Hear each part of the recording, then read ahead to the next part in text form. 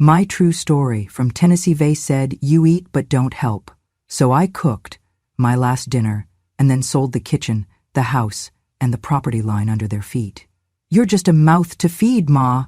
That was the first thing my son said as I set the roast chicken on the table. No thank you, no helping hands, just that, like I was a stray dog waiting for scraps. He didn't even look up from his phone. Then his wife chimed in, spearing a biscuit like it had offended her. "Honestly, you're as useless as your walker. You sit in that chair, you eat our food, and that's about it." I didn't say a word. Not right away. I placed the mashed potatoes next to the green beans and sat down at the far end of the table, the same seat I had used since my husband Robert died 7 years ago. My hands ached from peeling, seasoning, and kneading, but that ache didn't compare to the one blooming in my chest. "You could at least wash the dishes sometimes," Stark added, "or fold a towel. Just something." Their son, Charlie, all of 14, picked at the cornbread and muttered, "This tastes like cardboard." His sister giggled. "You two," Jennifer snapped at them, but it wasn't real scolding. It was a theater, like everything else at this table. I looked at my hands, wrinkled, speckled, but still strong. These hands had built birthday cakes, stitched Halloween costumes, wiped tears, signed mortgage checks. These hands had once held Jennifer's feverish forehead and spooned Fred Stark when he had surgery. But now they were just hands that served, hands that were expected to disappear after the dishes were cleared. "I raised you," I said softly. Jennifer didn't even pause as she reached for the salt. "Yeah. And now it's our turn. You had your time, things change." Stark reached for another piece of chicken. "This house is ours now, Ma. You live here, you eat here. But this isn't your domain anymore." My mouth was dry, but I forced the words out. "I signed it over to help you. When Robert passed, and we appreciate it." Jennifer cut in sharply. "But appreciation doesn't mean we have to keep acting like you're still running the show." The room went quiet for a second. Only the clinking of forks, the slurp of a soda can. I looked at them, really looked at them. Jennifer, my daughter. The girl who once painted my toenails blue and cried when her goldfish died, now wears her exhaustion like a weapon. Stark, who used to call me Ma with affection, now only did it when he wanted to shame me. Their kids looked through me like I was scenery. Something cracked. Not loudly, not even visibly, but deep inside. I had buried my husband, buried 2 siblings, buried pride and pain and years of deferred dreams to raise this family. And this was what I had to show for it? A seat at the far end of a table where no one saw me anymore. "Don't forget dessert," Jennifer said brightly. "You made that peach cobbler, right?" I nodded. As they ate, I chewed slowly, watching them. They didn't know that the peaches were the last from the old tree Robert planted in 1972. They didn't know I had almost cut myself slicing them because my hands trembled not from age, but from fury. They didn't know that I had spent all morning thinking about how people disappear while still breathing. After dinner, I did the dishes, alone. No one offered to help. They turned on the TV in the living room, something loud and forgettable. When I was done, I went to my room, the one they had moved me into after renovating the master suite for themselves, and sat at the edge of the bed. There were photos on the dresser, me and Robert at Niagara Falls. Jennifer holding her first report card, Stark on one knee proposing to her under the sycamore tree in the yard. I picked up a pen, opened my old planner, the one no one knew I still kept, and wrote 2 words, "Final dinner." The plan wasn't clear yet, but the seed had been planted. Because if I was just a mouth to feed, then I would feed them one last time, and after that I'd show them exactly how useful I still was. The house used to hum with life. When Robert was alive, every corner had purpose. The kitchen smelled like cinnamon or wood smoke depending on the season. His boots sat by the back door, always dusty from the field, and the radio played old country ballads while I stirred stews or kneaded dough. We built this house, plank by plank, room by room, scrimping and saving, painting walls late at night, arguing over curtain patterns and where to hang the family calendar. It was ours, and it was enough. We survived more than most. The drought of '86 nearly ruined us, but I cooked casseroles with canned beans and barter potatoes. The year the flu swept the county, I nursed Robert through it with vinegar cloths and whispered hymns, even as Jennifer coughed so hard she bruised her ribs. When the flood came 2 winters later, I waded waist-deep in freezing water to pull Stark's stupid hunting dog off the back porch. I didn't flinch. I didn't quit. I once traded pies for propane, cleaned motel rooms in secret to keep the lights on, sold my mother's brooch, my last piece of jewelry, to buy textbooks when Jennifer failed her first college math course and threatened to drop out. And now, they call me a burden. They sit in the house my hands built and say I don't help, that I cost too much, like I am an extra line item on a spreadsheet. Jennifer used to hold my hand and say, "Mom, you're the heart of this house." I remember that clearly. She said it on Christmas morning, 2001, just after opening the quilt I'd spent all year making. Now she walks past me like I am furniture. It hurt at first, that quiet betrayal, that cold shift from gratitude to annoyance. I told myself it was stress, or parenting, or work, but one night I overheard Stark talking to someone on the phone. He thought I was asleep. "She's not going to last much longer," he said. "We're doing all the heavy lifting. The house should already be ours outright." He didn't say my name, just she, like I was already gone. That night, I opened the filing cabinet in my room and pulled out the property deed. Robert had added Jennifer's name after his second stroke, said it was just in case. But he never removed mine. And he never touched the land documents, the ones we separated for tax reasons years ago. Those still had my name and mine alone. I didn't make a scene. I didn't cry. I started researching. By the next week, I had called the lawyer who handled our estate years ago. He was retired, but his daughter had taken over. I told her I wanted to explore asset realignment. Quietly, she listened. I didn't tell anyone. Not when I went into town to sign paperwork, not when I created a small trust in Robert's name, not when I moved the land under my name into an LLC, one I formed using a P.O. box and a maiden name no one in the family remembered. They thought I was sipping tea and forgetting where I put my keys, but I was drawing the line they would never see coming. Because this wasn't just a house. It was mine, and I had been the one who carried it through every storm. I knew something was wrong when the brochures started showing up. They were tucked between mail, slid under doors, left on my nightstand like bedtime reading.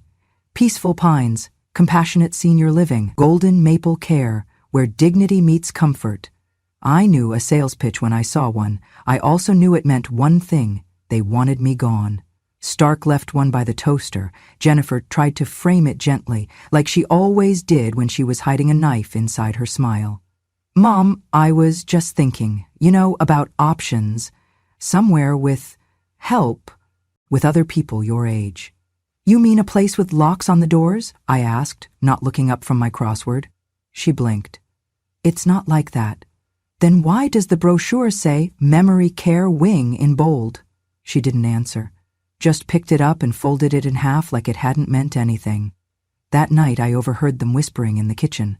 While I sat in the den pretending to nap, Jennifer spoke in hushed tones, "But the walls in this house don't forget sound.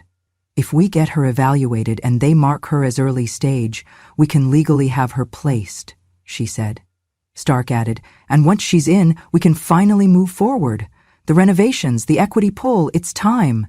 They weren't even talking about me like a person anymore.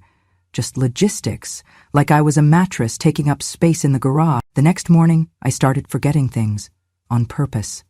I poured orange juice into my cereal, left the TV on all night, called Stark by my brother's name, shuffled slower, looked confused. They started speaking more freely in front of me, thought they were getting away with something. Meanwhile, I called up the old lawyer Robert and I had used years ago, while his daughter, Sarah was her name now, young, sharp, smart enough not to ask too many questions. I told her I wanted to transfer ownership of some non-essential assets.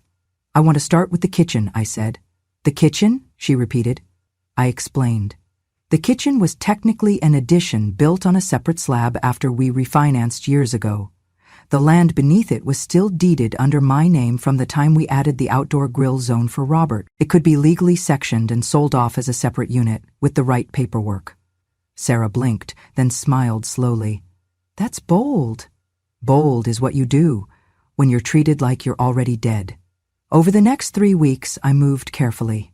I inventoried everything in the kitchen, every granite countertop, stainless steel appliance, every cabinet and fixture. I had the entire room professionally appraised under the name of a shell company Sarah helped me register, Heartland Heritage LLC. They thought I was watching reruns and knitting. In truth, I was deeding the kitchen they mocked my food in to a silent buyer looking to build boutique Airbnb spaces with vintage Southern charm. And it did not stop there. The slab foundation the kitchen sat on, sold. The outdoor cooking patio Robert had laid brick by brick, sold. The side entrance they used every day after work, sold. By the end of it, every inch of space they took for granted had been peeled away, legally, cleanly, while they planned where to send me. They wanted to throw me out. But I was still the one who signed the paper that made the house a home, and now I was signing it away, piece by piece, on my terms. I told them I wanted to cook something special. "No takeout tonight," I said sweetly. "Just come home on time. I'm making dinner old-fashioned from scratch." Jennifer looked surprised. Stark smirked. "Well, this is new," he said. "What's the occasion?" "No occasion," I said, smiling. "Just a mother wanting to treat her family. One last good meal." I could see the relief in Jennifer's eyes. Maybe she thought I was softening, ready to be agreeable again. Maybe she thought I was giving up. The truth?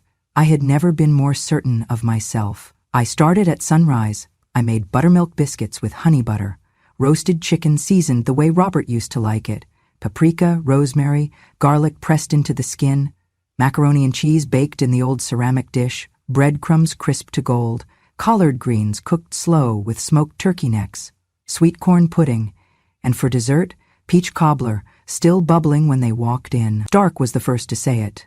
"Wow." Jennifer gave a little gasp. "It smells like childhood in here." "Take a seat," I said. "Everything's ready." We sat at the table, just like we used to. For a moment, they looked like the family I remembered, laughing, teasing, the grandkids reaching for second helpings. Stark complimented the greens. Jennifer asked for the cobbler recipe. It was the kind of dinner I used to pray for, back when they all still saw me as something other than a liability. "You really outdid yourself, Ma," Stark said. I nodded. "Well, it's a special night." I looked at him. "You've done well for yourself, Stark. Smart with money, sharp dresser, people trust you." He grinned. "I try." I turned to Jennifer. "And you, my girl, you've got a real head for logistics, always managing, always solving. Your father would be proud." She softened, maybe even blushed. "Thanks, Mom. That means a lot." The plates emptied, the wine was poured, and then, when dessert had been served, I folded my hands and looked around the table. "Everyone enjoying their cobbler?" I asked gently. They nodded, mouths full. I smiled. "Well, I'm glad, because it's the last thing you'll ever eat from this kitchen." Jennifer blinked. "What?" Stark paused mid-bite. "Excuse me?" I set my fork down. "This kitchen," I said, "has been sold. The counters, the appliances, even the tile under your chairs, all of it transferred, appraised, and claimed by a new owner." Silence. "The land beneath this room no longer belongs to you. The foundation under your feet, not yours either. It was mine, and I sold it." Jennifer stood abruptly.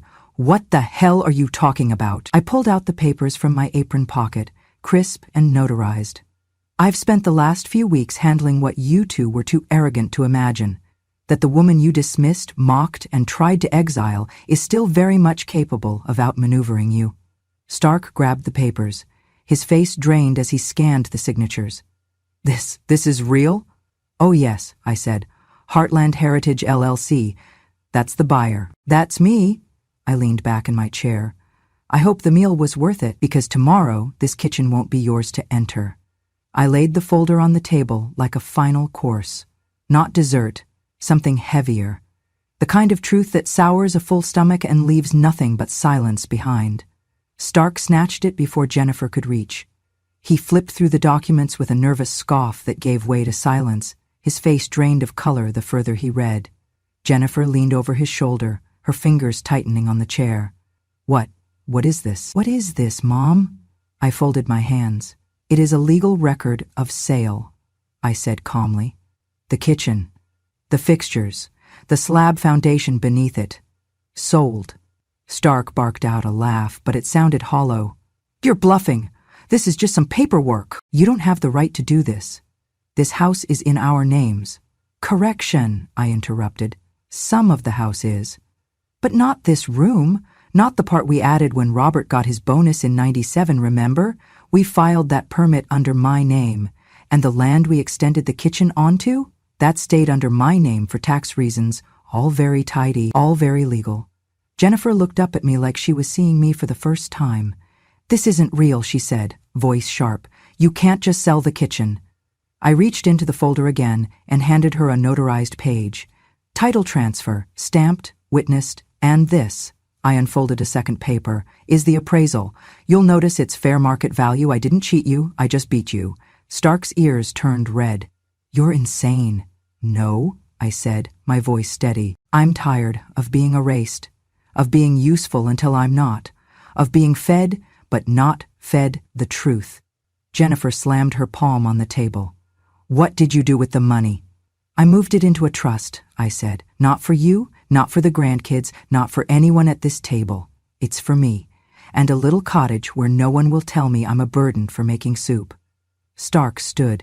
This is theft. We'll challenge it. You'll lose, I replied. You're welcome to try, but every document is in order. I had time. You gave me plenty of that while you planned to ship me off. Jennifer's voice broke. You can't just tear this family apart. I looked around the table. The faces that once looked like home now twisted with greed and disbelief. I didn't tear it, I said. You cracked it the day you called me useless. I just decided not to patch it back up. And then I stood, walked out of my own kitchen, and left them sitting in the ruins of their entitlement, every brick beneath their feet. It had already found a better owner. The construction trucks arrived just after sunrise. Jennifer thought it was a mistake. Stark ran out in his slippers to wave them off, but the foreman handed them a clipboard and a copy of the deed with a calm, practiced nod. Just here to begin demarcation, he said. This section, kitchen through rear patio, is now under Heartland Heritage LLC, scheduled for renovation and build-out. They're tearing out our kitchen, Jennifer screamed from the porch. No, I said from the rocker. They're tearing out my kitchen. Your lease on it expired the moment you stopped seeing me as human. They stood frozen as tape was laid across the floor tiles. Bright orange spray paint marked new boundaries, lines that said you own this hallway, but not that sink. Stark yelled about permits. Jennifer shouted about family. But the workers didn't flinch. They had the paperwork. Everything was official. When the saws started cutting into the countertop, Jennifer broke. You're destroying everything! I stood up, cane in hand, and walked toward them slowly. No, honey, I'm reclaiming what I built. They stared at me like I was the stranger. That night, they pored over deeds and maps, called lawyers, begged title offices. But it was true. All the major living spaces had been part of the post-'97 expansion. The new roofline, the kitchen, the back garden, all mine. The only part they still legally shared was the front living room and 2 bedrooms. An empty shell. I sat on the back porch, sipping tea under a sky my husband once called heaven's shawl, and thought about something he told me years ago. Be careful, he'd warned after one of Jennifer's tantrums. When children are poor, they rely on their mothers. When they are rich, they want to kick them away. Be careful. Children lean on you when they're poor and push you out when they think they've made it. Back then, I laughed it off. Not anymore. 2 days later, they cornered me in what was left of the den. Mom, Jennifer began, please, just cancel the sale. We'll do better. We didn't mean... Stark stepped in. We were just stressed. You caught us at our worst. I looked at them and smiled. You told me I eat, but do not help, I said quietly. Well, I helped. I helped you learn the cost of contempt. I leaned in closer, voice low and steady. You forgot something. I am not just your mother. I am the owner. And then I turned, walked out past the demo crews, and never looked back. The fallout came faster than I expected. 3 days after the construction crew marked the property lines, Stark stormed into a local credit union trying to refinance what was left of the house. The bank declined. The asset value had dropped too far. With half the structure under different ownership, it was no longer a viable equity source. Their renovations? Frozen. Their loan applications? Rejected. Word spread quickly in town. Jennifer started blaming Stark for pushing too hard. Stark blamed Jennifer for not handling me better. The grandkids stopped coming downstairs. I heard yelling through the walls, blame flung like broken dishes. And then, one morning, I packed 2 suitcases, handed the construction crew foreman my forwarding address, and left. I did not slam the door. I did not wave goodbye. I simply walked out of the hollow they had carved into my home and toward something of my own. I bought a small cottage up in the hills. Nothing fancy, just 3 rooms and a wide garden where the sun touches everything before noon. The air is cleaner there, the people are quieter. I planted marigolds in a row along the porch and herbs in hanging baskets. I built a tiny kitchen with open shelving and sunlight on the counters. Every dish I cook in that space reminds me that starting over does not mean starting from nothing. One afternoon, a local journalist knocked on my door. She had heard the story everyone had by then, the mother who sold the kitchen, the house that got split like a pie. She wanted to ask questions, write something human. "I'm not looking for drama," she said, "just truth." I invited her in. We sat in the garden with iced tea. She asked about my children, about what I'd do differently, about whether I missed them. At the end, she looked me in the eye and said, "If you could say one thing to them now, what would it be?" I didn't even pause. I looked out over my marigolds and said, "When you decided I was a burden, I became the lesson you would never forget." She didn't write anything for a moment. Then she whispered, "That might be the most honest thing I've ever heard." I smiled, because it was. The kitchen was smaller, but it was mine. The cabinets creaked a little when I opened them, and the stove took longer to heat than I liked, but not a single soul muttered behind my back when I stirred the gravy too slowly. No one rearranged my spices or accused me of forgetting to close the fridge door. I kept a wall calendar like I always had, only now it was pinned in the hallway where I passed it every morning, my blue ink scrawled across each square like a promise. You still have things to do. The pantry held what I liked: grits, cornmeal, raspberry preserves, coffee so strong it could strip paint. There was no one to tell me we were cutting back, no teenager slamming cupboards in protest. I had peace, and that peace had a sound. The clink of ceramic mugs, the hum of the porch fan, the low, steady breath of a woman who had nothing to prove anymore. The money from the house sale, what was left after fees and taxes, sat untouched in a private account for 3 months. I didn't withdraw a dime. I just looked at the balance sometimes, not because I needed it, but because it reminded me that I had done something, that I had value, even when no one said so, that I could still leave a mark. But I didn't want that money to vanish with me, not into ashes, not into a headstone. I wanted it to become something more. So I wrote a new will, the Robert E. Miller Memorial Scholarship Fund. That's what I named it. It wasn't grand. It wouldn't buy a Harvard education, but it would buy books. It would buy toolkits. It would buy gas for the kind of students who had dirt on their boots and questions in their eyes. 2, maybe 3 kids a year, the kind of kids Robert used to take chances on, the ones who fixed things with their hands, who didn't speak much but listened hard. I remember once, years ago, Robert hired a young man who'd dropped out of high school but could rebuild a carburetor blindfold. "Give him a chance," Robert told me. "Most people just need someone to believe they can do more than survive." That's what the scholarship would be, not survival money, belief money. When the attorney asked if I wanted to inform my family, I shook my head. "They'll find out," I said, "eventually, or maybe they won't. Either way, the name's on the website. That's all that matters." She looked at me for a long moment, then nodded. Some nights I sat on the porch and wondered if the grandkids remembered the garden, if they ever asked what happened, if they'd grown up thinking I was cold or crazy or just another old woman who drifted away. But then I reminded myself I wasn't the one who walked away first. I was just the one who walked last. There were moments of ache, when I made chicken soup and realized no one would call it bland, when I saw a toy in the aisle of the grocery store and almost reached for it before remembering no little feet would run through my house again. But I never missed the wait, the tension, the look in Jennifer's eyes that used to hold love and now held calculation. I filled the silence with purpose. I started keeping a journal. Not of my feelings, but of what grew, what bloomed, what failed. I wrote down the first time my new neighbor, Mrs. Lambert, came by with a lemon pie and left with a jar of my pickles. I wrote the name of the birds that nested in the rosemary bush outside the kitchen window. I tracked rainfall and tea blends, and once wrote an entire page about how sunlight hits the floor differently after 4 p.m. And then came Daniel, the first scholarship recipient.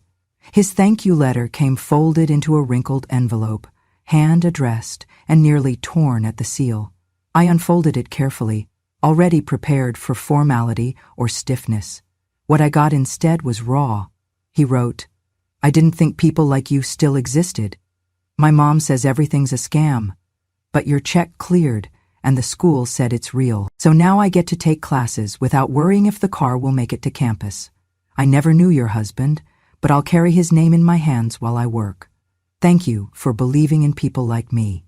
It wasn't perfect, spelling errors, run-johns, smudges, but it was the most beautiful letter I had ever received. I framed it, hung it right next to the window over my sink, so every morning when I washed blueberries or filled the kettle, I saw that belief had a ripple. That legacy was louder than inheritance. One day a neighbor asked if I'd ever reconcile with my children. "Do you miss them?" she said gently, sipping tea. I thought about it for a moment. "I miss who they used to be," I answered. "But who they became, no. I don't miss being disposable." She nodded, didn't press further. Later that week I got a call from the local paper. A young reporter had heard about me, about the scholarship, the land sale, the story that had quietly become legend in our corner of Tennessee. She wanted to write a feature. "I just want to talk," she said. "Get your words down, so it doesn't become someone else's version." We sat in the garden. I told her about Robert, about the farm, about the day the kitchen was sold without a single scream. She asked questions, took notes.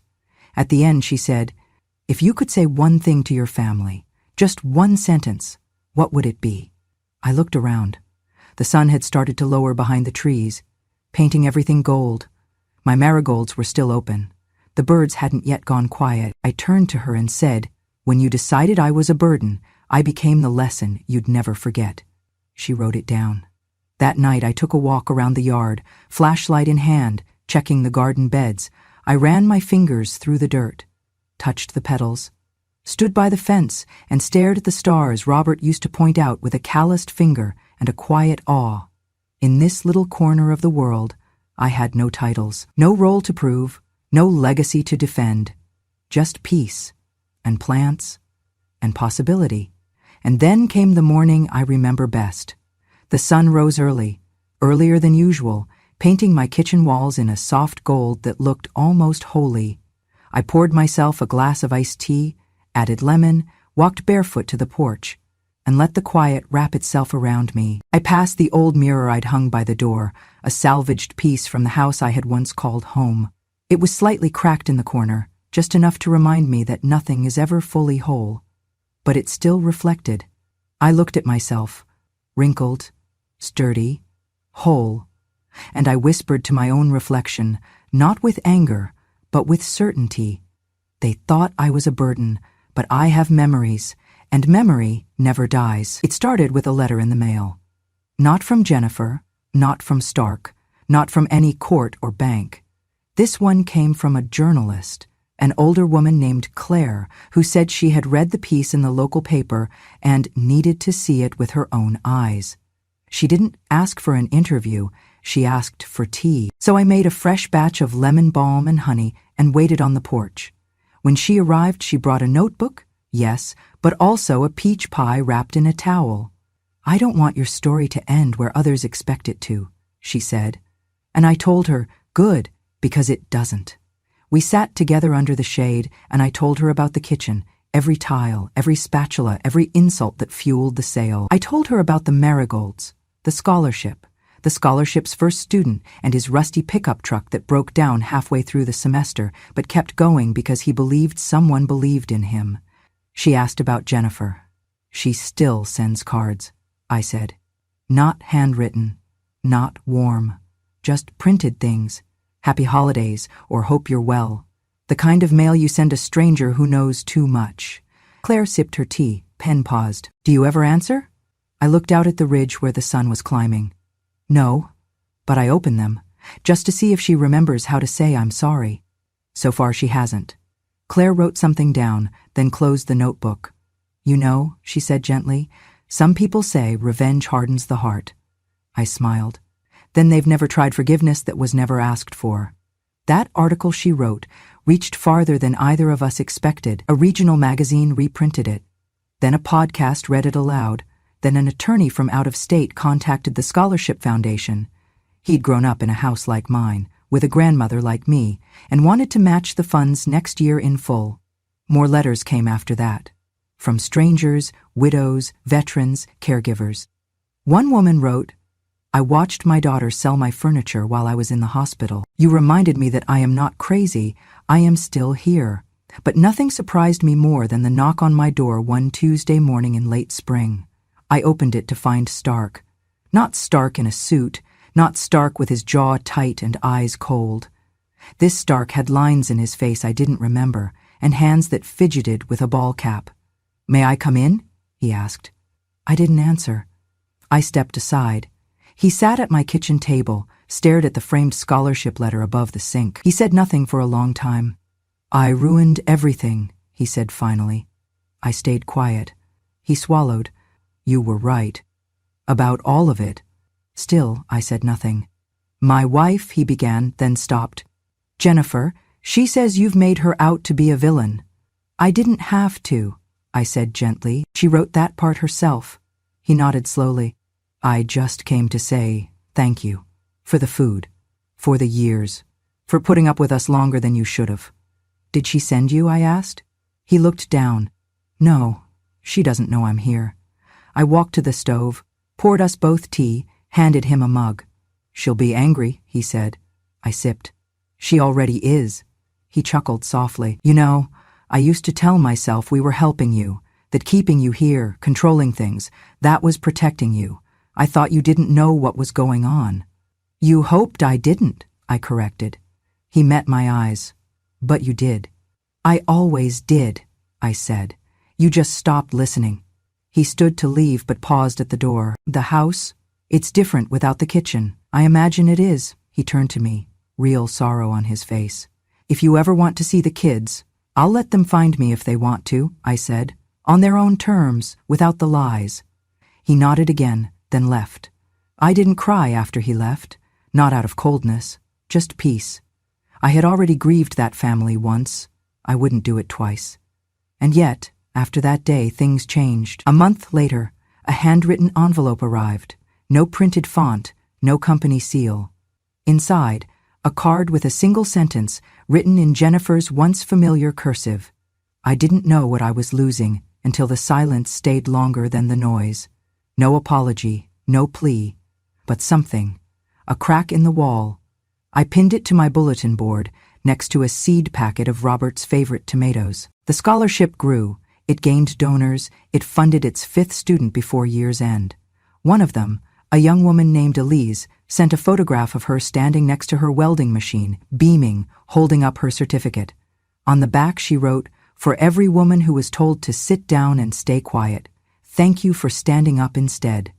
I put that photo in a frame too. Years passed.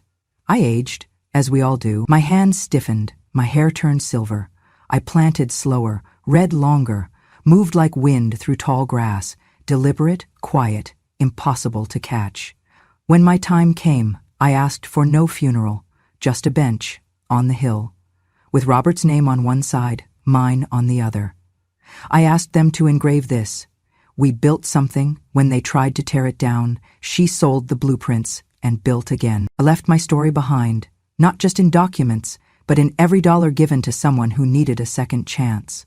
I left behind recipes, pressed flowers, my laughter sealed in jars of peach preserves, and I left behind a truth the world tried to bury.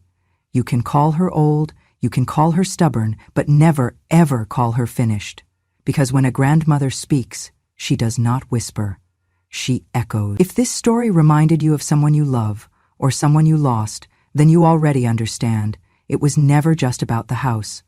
It was never about a kitchen, or a deed, or even the title on a piece of paper. It was about dignity. It was about memory. It was about a woman who gave everything, her time, her tenderness, her whole back, to build a life for the people she loved, only to be treated like an afterthought. Like her usefulness had an expiration date, and yet she stood. She stood up, not with fists or fury, but with a pen, a plan, a memory sharper than every insult they whispered when they thought she wasn't listening. She remembered what they forgot, that silence is not weakness, that stillness is not surrender, and that when the world underestimates a woman who's carried others her whole life, it does so at its own peril. In the end, she didn't just walk away from what was taken. She walked into something better, something she built herself. And she did it with no applause, no spotlight, just the quiet confidence of a woman who knew her worth even when no one else seemed to. That is what Grandma True Stories is all about. Not fiction, not fantasy, but truth, the kind that lives in nursing homes, in secondhand kitchens, in birthday cards that never got mailed. Truth that waits decades before it finally says, "Now, it's my turn to speak." If you believe the quietest women often carry the loudest truths, if you believe that justice doesn't need to shout to be heard, it just needs to arrive, calm and clear, one signature at a time, then you're in the right place. Because here, we don't just tell stories. We tell what really happened, what they thought no one would ever find out, what they whispered when they believed she was too old, too tired, or too kind to fight back. But let me tell you something. When a grandma remembers, the world has to listen. And when she finally speaks, she doesn't raise her voice. She raises the truth. Subscribe to Grandma True Stories, because revenge doesn't always need fireworks. Sometimes it just needs a front porch, a cup of tea, and a woman who's done being silent.